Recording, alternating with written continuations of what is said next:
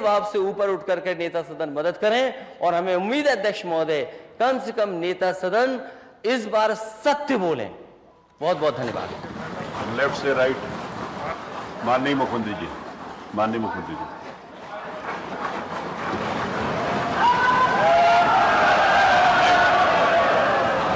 अवधेश जी बैठिए ना, उसके बाद में माननीय मुख्यमंत्री जी को मैंने बुला लिया, प्लीज बैठिए। अध्यक्ष जी, मैं आभारी हूं आपका कि इस माननीय सदन में इस मानसून सत्र में देश के अन्नदाता किसानों से संबंधित इस महत्वपूर्ण विषय पर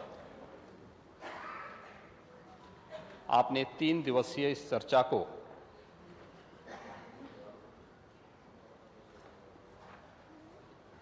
इस सदन में करवाया है और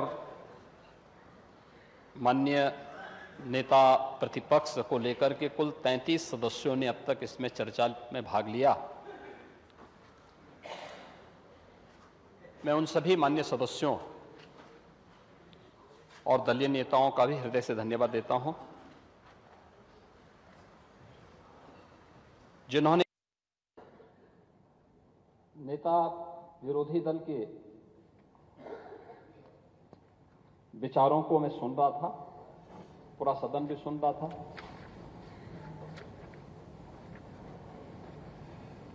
और 1 घंटे के भाषण में बाढ़ और सूखा से संबंधित मुद्दे पर उनको केवल गोरखपुर का जल जमाव याद आया, बाकी और कुछ भी नहीं याद आया। और ये चीज दिखाती है, मुझे नेता विरोधी दल के वक्तव्य को देख करके यही लगा कि 2014, 2017, 2019 और 2022 का जो जनादेश है वो जनता ने वैसे ही नहीं दिया। और दुष्यंत कुमार ने इस पर एक बहुत अच्छी बात कही।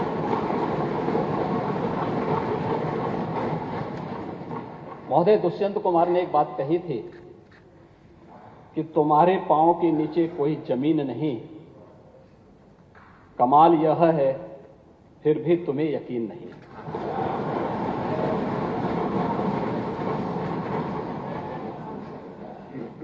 उन्हें जमीनी हकीकतों की कोई जानकारी नहीं है। और तुलसीदास जी ने बात कही भी, समर्थ को नहीं दोष गुसाएं। ऐसे ही लोगों पे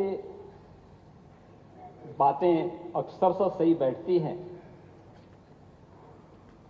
क्योंकि जो लोग जन्म से चांदी के चम्मच में खाने के आदी हैं,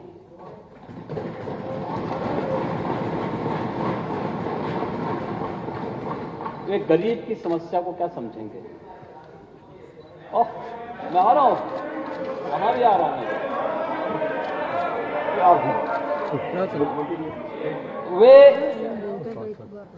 एक गरीब की पीड़ा को क्या समझेंगे, एक किसान की पीड़ा को क्या समझेंगे, एक दलित की पीड़ा को भी क्या समझेंगे, और अति पिछड़ों और पिछड़ों के साथ क्या इन्होंने व्यवहार किया था, किसी से छुपा हुआ नहीं। ये तो पूरा प्रदेश जानता है, पूरा देश जानता है। महोदय, महान किसान नेता और भारत के पूर्व प्रधानमंत्री चौधरी चरण सिंह जी ने कहा था कि देश की प्रगति का मार्ग इस देश के गांव, गलियों, खेत और खलिहानों से होकर के जाता है। चौधरी चरण सिंह जी की बातों को वास्तव में समाजवादी पार्टी ने अपने कालखंड में थोड़ा भी ध्यान में रखा होता तो उत्तर प्रदेश के इतिहास में सर्वाधिक किसानों ने इनके कालखंड में आत्महत्या नहीं की होती।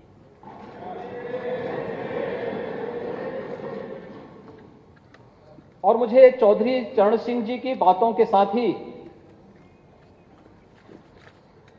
महान साहित्यकार राम कुमार वर्मा जी की कुछ पंक्तियां याद आती हैं, जिन्हें ध्यान में रख करके डबल इंजन की सरकार कार्य कर रही है। और वह देश के अन्नदाता किसानों के लिए समर्पित पंक्तियां थी कि हे ग्राम देवता नमस्कार, हे ग्राम देवता नमस्कार, सोने चांदी से नहीं किंतु तुमने मिट्टी से किया प्यार, हे ग्राम देवता नमस्कार। ये उसी किसान के लिए है, क्योंकि सोना चांदी से प्यार करने वाले लोग अन्नदाता किसान के महत्व को नहीं समझेंगे, उसके महत्व को समझ नहीं पाएंगे, उसकी पीड़ा को भी नहीं समझ पाएंगे। और इसीलिए जब बाढ़ और सूखा जैसे मुद्दे पर चर्चा की बात आई तो उस मुद्दे को लगातार विषयांतर करने का प्रयास हुआ। अगर भारत की खेती की बात होती है तो नेता विरोधी दल उसके साथ बाड़ी शब्द भी जुड़ता है, पशुपालन भी उसका पार्ट है। और जिस सांड की आप बात कर रहे हैं ना, ये सांड भी उसी का हिस्सा है। आपके समय में ये बूचड़खानों के हवाले होता था, हमारे समय में यही पशुधन का पार्ट बना हुआ है। और इसीलिए उस सच्चाई को आपको स्वीकार करना चाहिए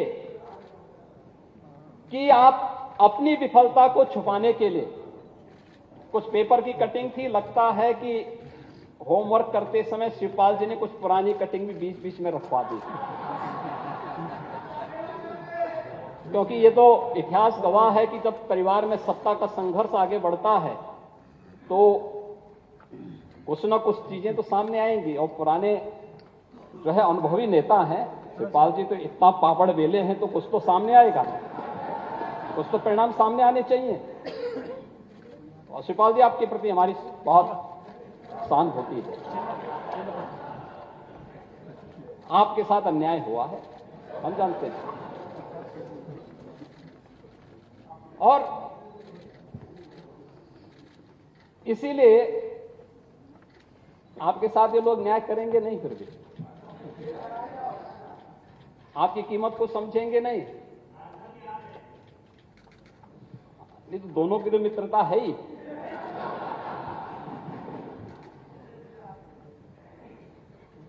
और महोदय, मैं यहीं से प्रदेश के अन्नदाता किसानों के बारे में मैं आऊंगा। जो नेता विरोधी दल ने जो बातें रखी उन सब पे चर्चा करूंगा। उत्तर प्रदेश के अंदर अगर हम लोग बाढ़ और सूखा की स्थिति, जो माननीय सदस्यों ने यहां पर अपनी चिंता व्यक्त की थी और अपने बहुमूल्य सुझाव भी दिए, उन सब पर एक एक करके अगर हम चर्चा करें और बाद में मैं इन सभी मुद्दों पर भी जवाब दूंगा जो नेता विरोधी दल ने यहां पर रखे थे। खासतौर पर उत्तर प्रदेश के अंदर आज के दिन अगर हम देखेंगे तो अमूमन 15 जून से लेकर के 20 जून के बीच में मानसून उत्तर प्रदेश राज्य में प्रवेश कर जाता था और हमारे अन्नदाता किसान उसी के अनुरूप अपनी तैयारी भी करते रहे हैं। लेकिन इस वर्ष प्रारंभिक मानसून की बारिश को अगर हम छोड़ दें तो शेष मानसून की जो स्थिति है वह प्रदेश के अंदर बहुत अनुकूल और बहुत अच्छी नहीं कही जा सकती है। महोदय, खासतौर पर अगर आज के दिन पर भी हम देखेंगे तो आधा उत्तर प्रदेश ऐसा है जहां पे काफी कम बारिश हुई है और सामान्य से भी इसकी स्थिति काफी कम है, कमजोर है।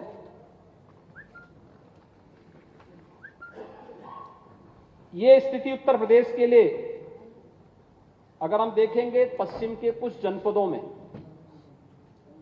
एक्सेस वाटर की बात सामने आई है, लेकिन उसकी स्थिति भी बहुत अच्छी नहीं कही जा सकती है, क्योंकि उत्तर प्रदेश जैसे राज्य में ये जो स्थितियां हैं, यह हम लोग किसी भी स्थिति में इसे नजरअंदाज नहीं कर सकते, और इसीलिए हम लोगों ने पहले ही शासन स्तर पर इस पर बैठक की, अपनी एक रणनीति बनाई। प्रारंभिक समय में जो मानसून उत्तराखंड, हिमाचल और हरियाणा के अंदर एक साइक्लोन के कारण उस क्षेत्र में देखने को मिला था, हिमालयन नदियों में उस क्षेत्र में बाढ़ की सी स्थिति पैदा हुई थी। बाढ़ के कारण वहां पे काफी फसलों को नुकसान पहुंचा था। उसके आंकलन के आदेश भी दिए गए हैं और उस पर आगे की कार्रवाई शासन स्तर पर आगे बढ़ रही है। इस सब के बावजूद उत्तर प्रदेश जैसे राज्य की स्थिति जो है और देश के अंदर अन्य राज्यों की तुलना में बहुत बेहतर स्थिति में है। महोदय, जहां उत्तर प्रदेश की बात करते हैं, उत्तर प्रदेश देश का और संभवतः दुनिया का पहला ऐसा भूभाग है जहां पर 86 से 90% भूभाग कृषि योग्य भूमि वह सिंचित है।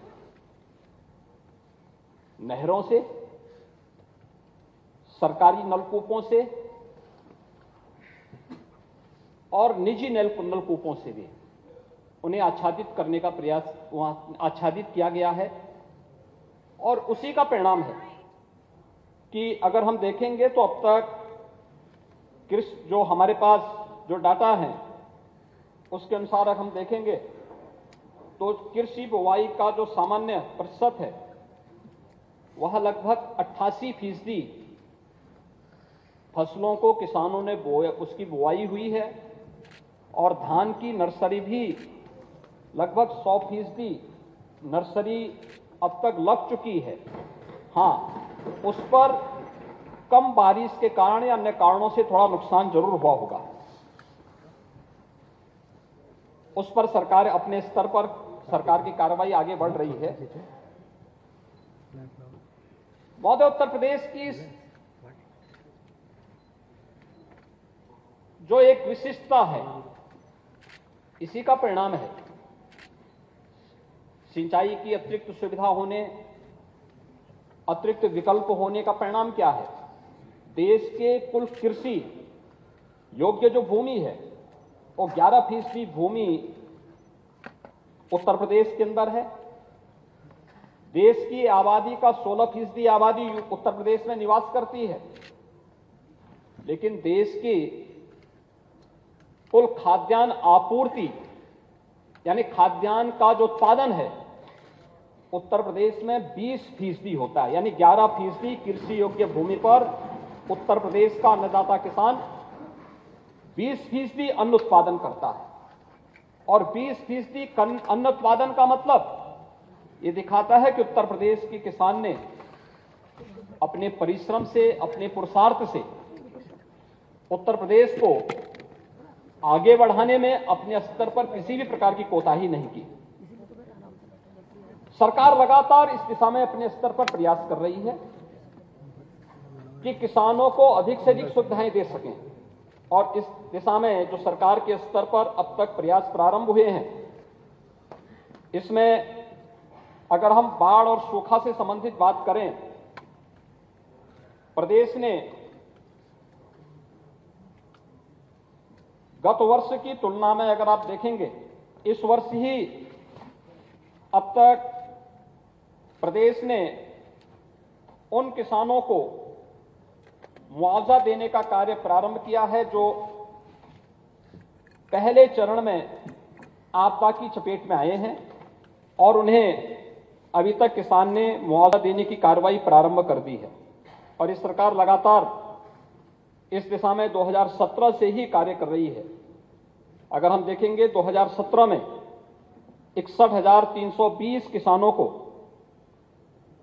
लगभग 60 करोड़ रुपए का मुआवजा, यानी सूखा या बाढ़ के कारण जिन किसानों को नुकसान हुआ था वो मुआवजा सरकार ने उपलब्ध करवाया था।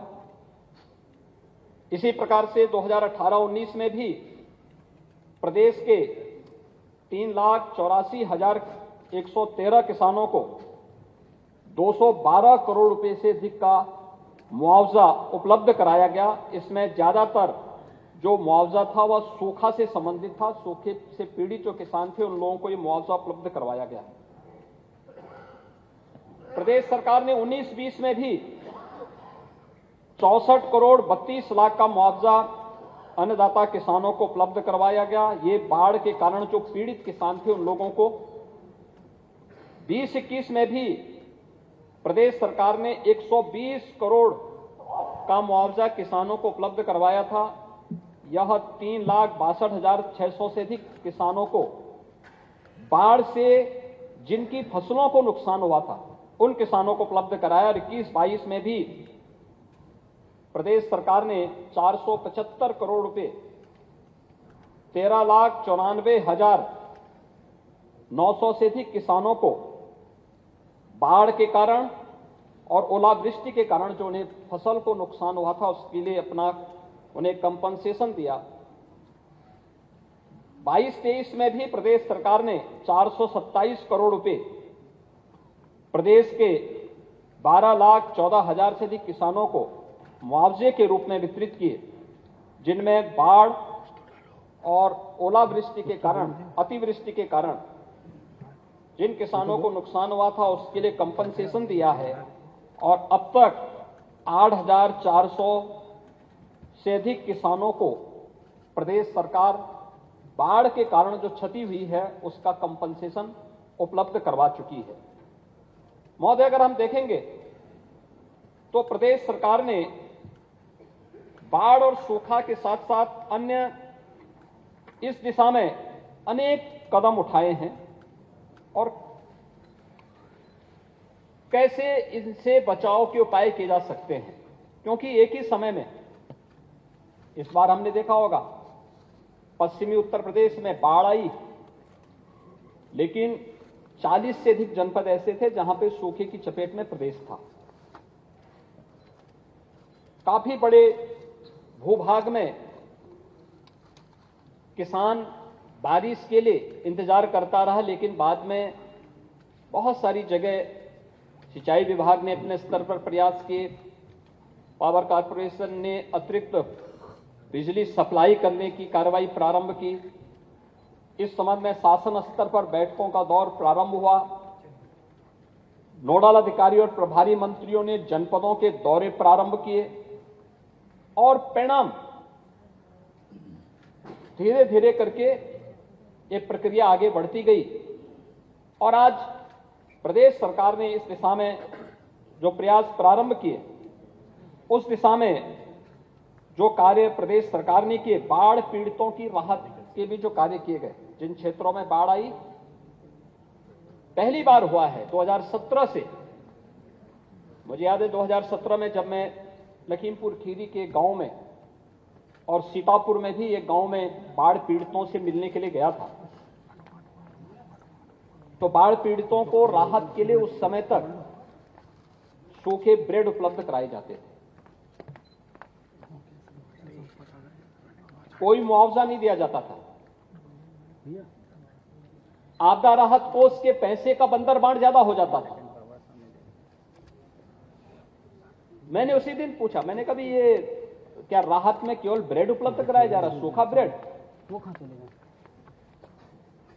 तो लोगों ने कहा, तो मैं स्वयं उस दिन सायकाल 2017 में ही वापस आया, आकर के मैंने स्वयं बैठक ली और हम लोगों ने उस समय तय की एक राहत किट तैयार करने के लिए, जिसमें हर बाढ़ पीड़ित को 10 किलो चावल, 10 किलो आटा, 10 किलो आलू, दाल, तेल, नमक, मिर्च मसाले, दियसलाई, बरसाती, मोमबत्ती, इसलिए उस व्यवस्था को ठीक करने में, दुरुस्त करने में थोड़ा वक्त तो लगेगा, लेकिन उसको लाइन अप करने में जो वक्त लगे, लेकिन उमड़ती हुई भीड़ इस बात को प्रदर्शित करती है कि पहले से सुविधा बेहतर हुई है, इसलिए लोग विश्वास के साथ वहां आ रहे हैं। अगर विश्वास न हो क्यों लोग आएंगे? अगर पब्लिक को विश्वास ही नहीं था तो क्यों आपको वोट दिया? दिया ही नहीं वोट पब्लिक ने, फिर से नकार दिया। मैंने कहा ना 14, 17, 19, 22 और फिर चिंता मत करो 24 में खाता भी नहीं खुलने वाला है।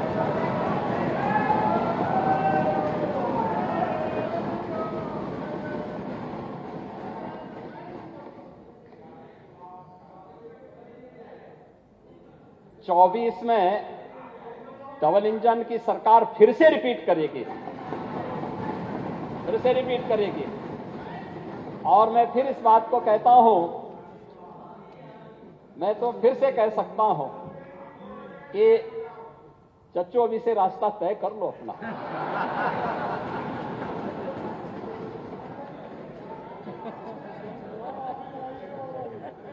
देखो, ये आपके साथ न्याय नहीं करेंगे। जब भी आपका नंबर आता है आपको चुपचाप काट दिया जाता है। आपके भलमानस को ध्यान में रख करके आपके संघर्ष को कोई ध्यान में नहीं रखता है। और कुछ तो आपको अपने मित्र से कुछ तो सीखना चाहिए।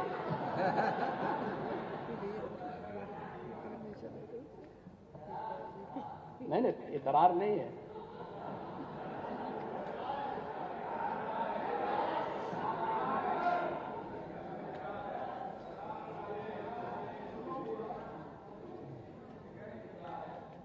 महोदय, ये सरकार पहली सरकार है जिस सरकार ने अन्नदाता किसानों के हित में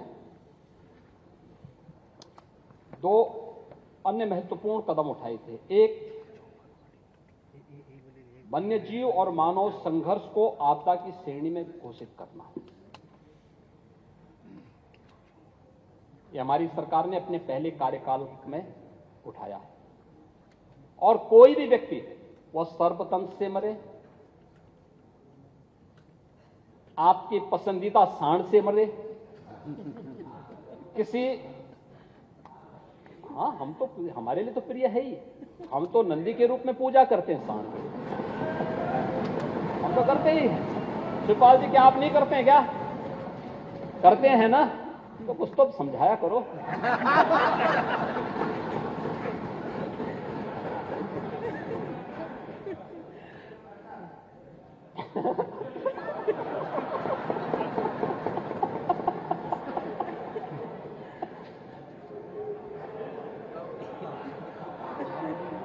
देखो,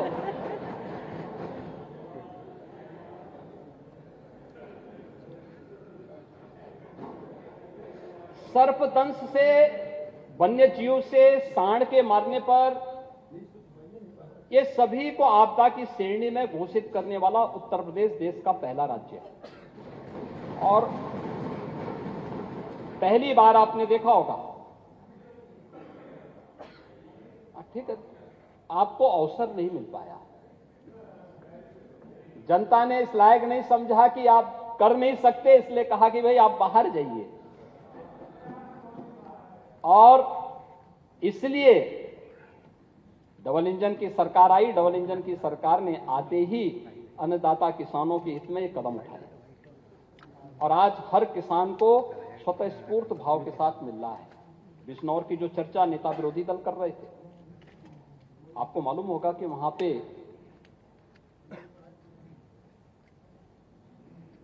20 ऐसे तेंदुए वहां से निकाल करके रेस्क्यू किया गया है, और 6 टीमें लगातार वहां कैंप कर रही हैं। वन्य जीवों के प्रति आप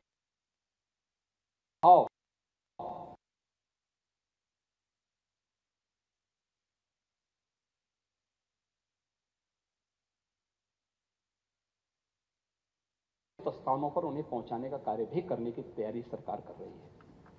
और सरकार उसके प्रति बहुत चिंतित है।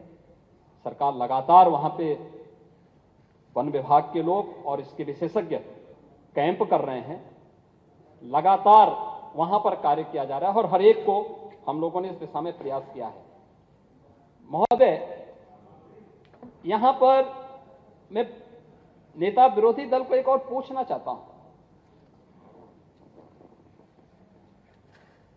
ये जो प्रधानमंत्री आवास योजना से लाभान्वित 55 लाख लोग हैं उत्तर प्रदेश के अंदर, क्या ये पीडीए के पार्ट नहीं है क्या?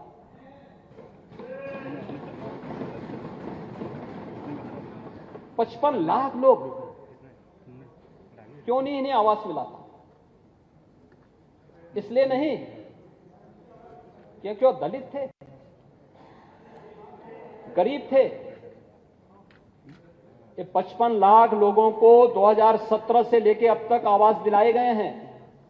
2017 से अब तक।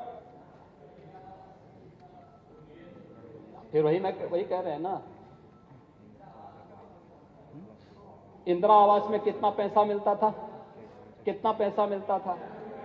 लोहा आवास में किसको आप देते? समाजवादी पार्टी के कैडर को। तो सच्चाई है, समाजवादी पार्टी के कैडर को और समाजवादी पार्टी का कार्यालय तय करता था किसको आवास मिलना है। ये पहली सरकार है मोदी जी के नेतृत्व में जब प्रधानमंत्री आवास योजना घोषित हुई, और प्रधानमंत्री आवास योजना घोषित होने पर न सेंट्रल में और न राज्य उत्तर प्रदेश में तब बीजेपी की गवर्नमेंट नहीं थी, लेकिन सेक्स सूची हम लोगों ने माना। ये सर्वे जब केंद्र में कांग्रेस की यूपीए की गवर्नमेंट थी और प्रदेश में सपा की सरकार थी, सेक्स सूची आई थी, हमने उसी सेक्स सूची को स्वीकार किया और फिर हमने उसी के अनुसार मकान देने प्रारंभ किए। और महोदय 17 से लेके अब तक, 17 से अब तक, सुनिए नहीं मैं यही कह रहा हूं ना कि क्या आपने उसको पीडीए का पार्ट नहीं माना था? उस समय जिस समय लाभान्वित करना था, भारत सरकार लिखती थी इन गरीबों के लिए आवास लीजिए, ये कहते थे नहीं नहीं दलित हमारा वोट नहीं, ये लोग कहते थे, देते ही नहीं थे ये लोग। और परिणाम क्या है? और वह यानी लगभग केंद्र में मोदी जी के नेतृत्व में सरकार बनने के बाद लगभग 2.5 वर्ष ये लोग सरकार में रहे। योजना लागू हुई, भारत सरकार लिखती थी, इन्होंने नहीं दिया। और 17 में जब डबल इंजन की सरकार आई, 55,20,000 लोगों को एक एक आवास मिला है, जिसमें से 44,93,000 आवास अब तक बनकर के तैयार हो चुके हैं, गृह प्रवेश हो चुका है। ये लोग दलित और पिछड़ों की बात करते हैं, अल्पसंख्यकों की बात करते हैं महोदय। और यही नहीं, डबल इंजन सरकार ने एक और काम किया है। प्रयागराज में भी एक भूमाफिया की जमीन को मुक्त करा करके 76 गरीबों को वहां भी आवास दिया है।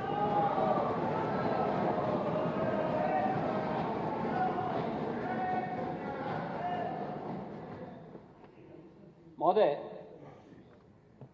उत्तर प्रदेश के अंदर अब उसी सच्चाई पे हम आ जाते हैं जिसको कह रहे हैं कि क्या किया है। सिंचाई की बात मैं करता हूं। मैं मानता हूं कि वहां 12 से 17 के बीच में चाचा भतीजे के बीच में द्वंद्व का शिकार उत्तर प्रदेश के लोग होते रहे, और यही कारण था कि भतीजे को लगता था कि कहीं ऐसा ना हो कि चाचा हावी हो जाए, इसलिए पैसा ही नहीं देते थे, पैसा ही नहीं देते थे। परिणाम था सिंचाई 12 से 17 के बीच में। आ रहा हूं,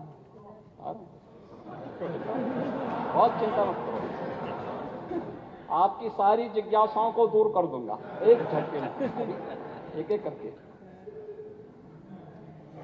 8 परियोजनाएं पूर्ण हो पाई थी 12 से 17 के बीच, और 17 से 22 के बीच में हम लोगों ने 20 परियोजनाओं को पूरा किया है। सिंचन क्षमता 12 से 17 के बीच में 1,95,900 हेक्टेयर को हुआ। 1,95,900 हेक्टेयर, और 17 से 22 के बीच में 23,17,000 हेक्टेयर भूमि को सिंचाई के सुविधा प्राप्त हुई है, जिससे 44 लाख किसान सीधे सीधे लाभान्वित हुए। वही मैं कह रहा हूं ना, तो देखिए सच्चाई हमेशा थोड़ा कड़वी होती है, और सत्य को स्वीकार करने की सामर्थ्य भी होनी चाहिए। वही मैं कह रहा हूं ना महोदय। इसी प्रदेश के अंदर कुल जो नलकूप हैं, राजकीय नलकूप और निजी क्षेत्र में नलकूप, काफी बड़े पैमाने पर है। यद्यपि जहां पे नहरों का संचाल नहीं बच पाया है, बड़ी यानी नहरें नहीं जा पाई, रजवाहा नहीं जा पाए, पुल नहीं जा पाए, उसके अनुक्रम में वहां पर किसानों ने पहले से ही, प्रगतिशील किसान रहा है, खेती बाड़ी प्राचीन काल से ही मां गंगा की इतनी कृपा रही कि यहाँ की जो भूमि थी अत्यंत उर्वरा थी। लोग खेती बाड़ी में विश्वास करते थे, परिश्रम पर विश्वास करते थे। अपने पुरुषार्थ से उन्होंने इस धरती से उस कालखंड में अन्न उत्पादन के माध्यम से अपनी समृद्धि का मार्ग प्रशस्त किया था। और यहां पर प्रदेश में भी हम लोगों ने इस दिशा में कार्य प्रारंभ किया। कुल निजी नलकूप प्रदेश के अंदर 14,65,600 से अधिक है। निजी नलकूप को पहली बार 142 ऐसे किसानों को इससे आच्छादित किया है, और 23-24 के लिए 30,000 किसानों को इसके साथ जोड़ने की कार्रवाई हमारी प्रचलित है। प्रदेश के अंदर टेल तक पानी पहुंचाने की कार्रवाई भी बहुत अच्छे ढंग से आगे बढ़ी है। मैंने पहले ही बता दिया था, प्रधानमंत्री कृषि सिंचाई योजना के अंतर्गत भी 23 लाख हेक्टेयर से अधिक भूमि को सिंचाई के अतिरिक्त सुविधा प्रदान करने के साथ ही प्रदेश के अंदर जल संरक्षण इसी का एक महत्वपूर्ण पहलू है। मैं तो महोदय खासतौर पर चेक डैम निर्माण के लिए 1546 चेक डैम का निर्माण इस दौरान किए गए, 395 तालाब बनाए गए लघु सिंचाई विभाग के माध्यम से, 1234 तालाब बनाए गए, और प्रदेश के अन्य विभिन्न विभागों के माध्यम से ग्राम्य विकास, पंचायती राज, नगर विकास, अन्य के द्वारा भी अलग अलग समय में जो तालाब बनाए गए, और अमृत सरोवर के माध्यम से भी हम लोगों ने जो इस कार्रवाई को आगे बढ़ाया है, 30,642 तालाब बनाए गए। भूगर्भ जल विभाग के माध्यम से भी 57 तालाब बनाए गए। अन्य विभागों के द्वारा भी इसमें सहयोग किया गया, जिसके माध्यम से भी 13,666 यहां पे अमृत सरोवर के निर्माण की कार्रवाई को सफलतापूर्वक आगे बढ़ाने का कार्य किया गया है। रेन वाटर हार्वेस्टिंग की कार्रवाई को भी आगे बढ़ाने का कार्य हुआ। 34,974 कार्य अब तक पूरे किए गए हैं। रीयूज एंड रिचार्ज स्ट्रक्चर के लिए भी 30,739 कार्यक्रम किए गए, और हर जनपद में उन नदियों को जो कभी नदी के शकल में थी, बाद में एक समय के साथ वे समाप्त सी हो गई थी, उन्हें पुनर्जीवित करने की कार्रवाई 9 नदियों को अब तक पुनर्जीवित किया गया है, और लगभग 66 पे यह कार्य हमारा वर्तमान में चल रहा है, जिन्हें हम पुनर्जीवित करने की कार्रवाई को तेजी के साथ आगे बढ़ा रहे हैं। भूगर्भीय जल के स्तर में सुधार लाने के लिए भी प्रदेश सरकार के द्वारा अनेक कदम उठाए गए हैं और इस कार्यक्रम को भी प्रदेश सरकार तेजी के साथ आगे बढ़ा रही है। महोदय, प्रदेश ने विद्युत की आपूर्ति क्या स्थिति थी, ये किसी से छुपा हुआ नहीं है। 2017 के पहले और 2017 के बाद विद्युत की आपूर्ति पहले जिला मुख्यालयों पे, और वह भी वीआईपी डिस्ट्रिक्ट हुआ करते थे, यानी डिस्ट्रिक्ट भी वीआईपी हुआ करते थे। उन जिलों में बिजली मिलती थी, शेष जिले उससे वंचित रहते थे। आज उत्तर प्रदेश के अंदर सभी जनपदों में एक समान विद्युत की आपूर्ति की जा रही है और इसमें जिला मुख्यालयों पे 23 से 24 घंटे, तहसील मुख्यालयों पे 20 से 22 घंटे और ग्रामीण क्षेत्र में 16 से 18-19 घंटे की विद्युत की आपूर्ति अप्रैल 2017 से सरकार लगातार कर रही है। मजरों की विद्युतीकरण की कार्रवाई 1,21,000 से अधिक मजरों को विद्युतीकरण से युक्त किया गया, इस दौरान किया गया। प्रदेश के अंदर 33/11 के केवीए के 1528 सब स्टेशन की स्थापना भी की गई। प्रदेश के अंदर 1,58,00,000 घरों को फ्री में विद्युत के कनेक्शन भी उपलब्ध करवाने के कार्य किए गए और 3,99,800 से अधिक किसानों को निजी नलकूप के कनेक्शन भी दिए गए। ग्रामीण क्षेत्र में भी और अन्य तमाम प्रकार के हुए थे। इसी से अनुमान लगा सकते हैं 15-16 में जो इनका पीक आवर होता था पावर का, पीक डिमांड जो होती थी समाजवादी पार्टी की सरकार के समय, वह 12,300 मेगावाट की होती थी और 2023 में जब हम लोग हैं, आज पीक में डिमांड है 28,284 मेगावाट।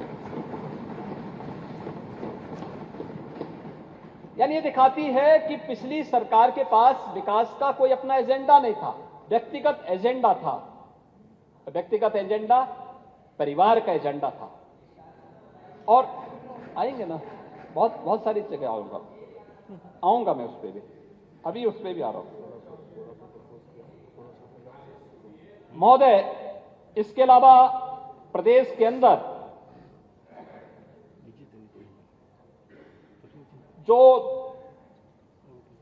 पावर सप्लाई में जो लॉस था, उस लॉस को भी काफी कम किया गया।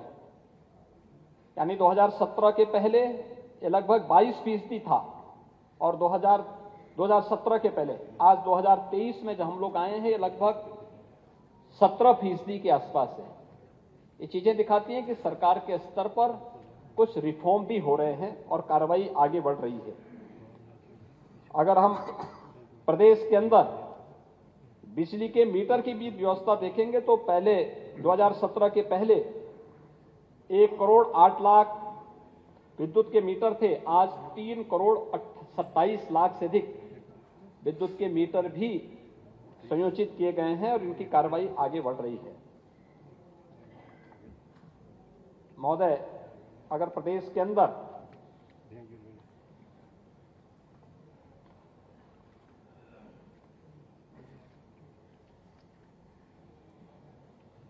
हम लोग प्रदेश के अंदर इस कार्रवाई को आगे देखेंगे तो विद्युत उत्पादन के क्षेत्र में 12 से 17 के बीच में 4,839 मेगावाट के विद्युत के उत्पादन की क्षमता इन लोगों ने अर्जित की थी और इस समय हम लोगों ने अर्जित की है 5,820 मेगावाट और साथ साथ 1,600 मेगावाट के ओवरऑल तापीय परियोजना को हम लोगों ने आगे बढ़ाने की कार्रवाई को भी एनटीपीसी के साथ प्रारंभ की है। हमारा अनुमान है कि हम लोग बहुत शीघ्र इस परियोजना को आगे बढ़ाने का कार्य करेंगे और प्रदेश की आने वाली आवश्यकताओं की पूर्ति करने में ये इकाइयां महत्वपूर्ण भूमिका का निर्वहन करेंगे। प्रदेश के अन्नदाता किसानों की ये चर्चा कर रहे थे। महोदय, अन्नदाता किसान की जो स्थिति है प्रदेश के अंदर,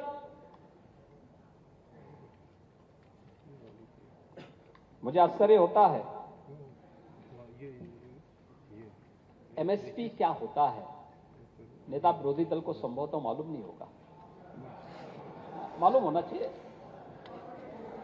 शिवपाल जी, थोड़ा आपको बताना चाहिए था। महोदय देखिए, धान 2014 में जो कह रहे थे कि कितना दाम बढ़ा है, और उस समय की स्थिति क्या थी 2014-15 में ही मैं देखता हूं, धान की जो एमएसपी थी वह थी 1360 रुपये धान सामान्य में। शिवपाल जी, आप इसके बारे में कुछ जानकारी रखते होंगे, आप थोड़ा सुन लीजिए। आज महोदय उसी धान की एमएसपी 23-24 में सरकार ने 1360 की बजाय 2183 रुपये सीधे किसानों को दी।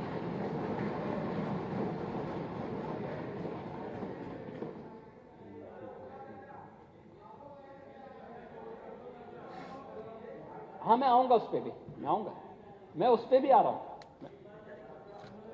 मैं आ रहा हूं। धान ग्रेड ये 1400 एमएसपी थी और आज 2203 रुपया वर्तमान में दी जा रही है। ज्वार हाइब्रिड 1530, वर्मा जी नोट करिए, 1530, तो नोट कर लीजिए ना आपके लिए, 3180 रुपये, 3180, 1530 का 3180 रुपया। ज्वार 1550, ये मलडंडी जो है 1550, ये 14-15 में था, आज इसका एमएसपी दिया जा रहा है 3225 रुपया। बाजरा खाएंगे सेहत ठीक होगी। 1250 इसका एमएसपी था, आज पैसा दिया जा रहा है 2500 रुपया। दोगुना नहीं है क्या? मक्का, इनके समय में मक्का का दाम दिया जाता था, वह भी प्रोक्योर नहीं किया जाता था। मक्का का प्रोक्योरमेंट हमारी डबल इंजन की सरकार ने प्रारंभ किया था, समाजवादी पार्टी सरकार ने नहीं। अभी आता हूं उस पर भी, घबराओ मत, उस पर भी आ रहा हूं मैं। 1310 एमएसपी 1310 और इस समय दिया जा रहा है 2090 रुपया। उड़द 4350 और आज मिल रहा है 6950। मूंग 4600 और इस समय दिया जा रहा है 4558।